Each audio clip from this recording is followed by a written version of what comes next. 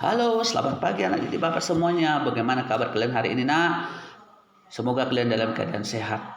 Baik, mari kita akan lanjutkan materi kita di mana di beberapa minggu yang lalu sudah banyak kita bahas di materi bab kedua, dan yang terakhir di minggu yang lalu kita sudah membahas yaitu tentang periodisasi pelaksanaan demokrasi di Indonesia.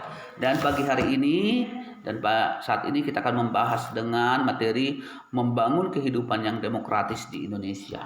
Nah, ini kita lihat membangun C ya.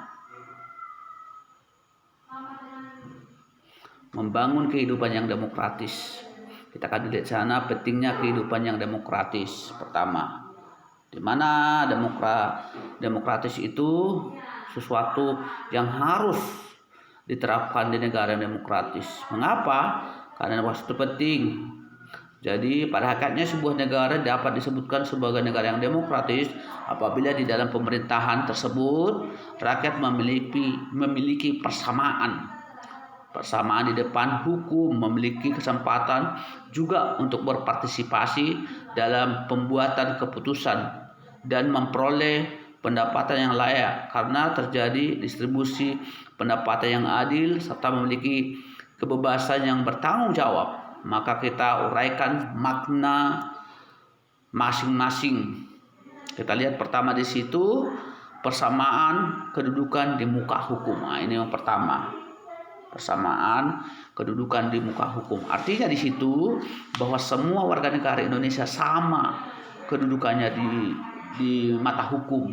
Tak ada hukum itu membedakan karena dia pejabat, dia masyarakat jelata, tidak sama. Jadi setiap warga negara yang melanggar hukum diberikan hukuman sesuai dengan perbuatannya. Itu persamaan kedudukan di dalam hukum. Yang B, partisipasi dalam pembuatan keputusan. Artinya negara mengatur sistem politik demokrasi. Kekuasaan tertinggi berada di tangan rakyat dan dijalankan berdasarkan kehendak rakyat. Artinya di sini DPR menetapkan undang-undang yang mengatur penyampaian pendapat di muka umum. Artinya kita boleh mengeluarkan pendapat untuk demi kemajuan bangsa dan negara. Jadi demo itu boleh, mengkritik pemerintah boleh, asal tidak mengganggu stabilitas nasional, asal tidak ingin untuk menjatuhkan pemerintahan yang sah. Jadi kalau kita mengkritik kebijakan pemerintah itu boleh-boleh saja, tapi jangan anarkis ya. Yang C yaitu distribusi pendapatan secara adil, di mana dalam negara demokratis semua bidang dijalankan dengan berdasarkan prinsip keadilan, di mana di dalam bidang ekonomi semua warga negara berhak memperoleh pendapatan. Pemerintah wajib memberikan bantuan kepada fakir miskin yang berpendapatan rendah dan lain sebagainya. Itu distribusi pendapatan itu secara adil kepada semua warga negara. Sedangkan di kebebasan yang bertanggung jawab ini, seperti tadi saya uraikan di B tadi, kita boleh memberikan tadi partisipasi. Sedangkan di sini tadi yang kita dituntut tadi kebebasan yang bertanggung jawab. Artinya bertanggung jawab kepada diri sendiri, kepada pemerintah.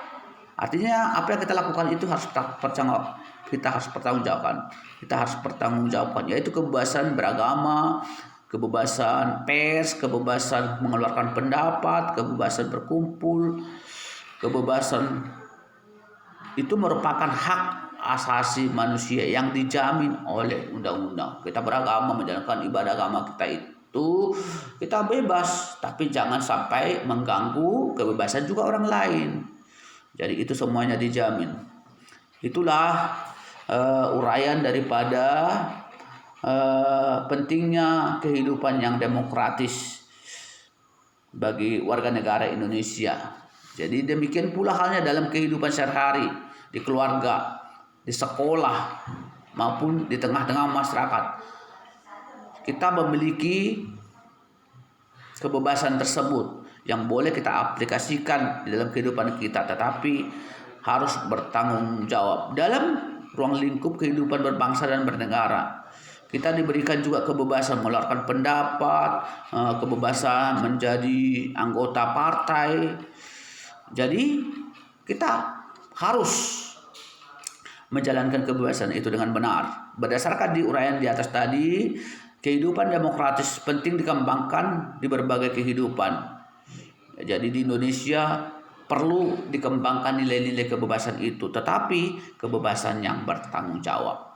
Itulah materi Bapak atau materi kita hari ini tentang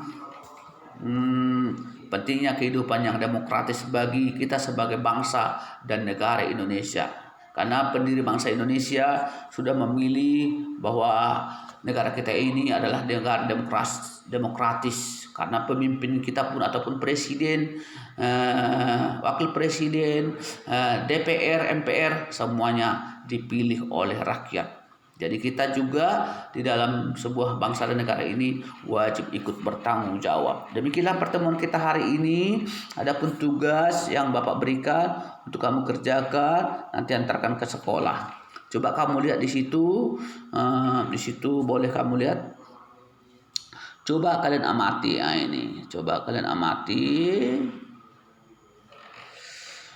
Demokratis di lingkungan keluarga, sekolah, masyarakat, dan negara. Tuliskan jawaban kalian dalam tabel di bawah ini. Ini ya, ini yang menjadi tugas kamu.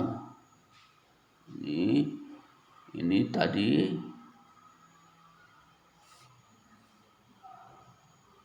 Ini ya.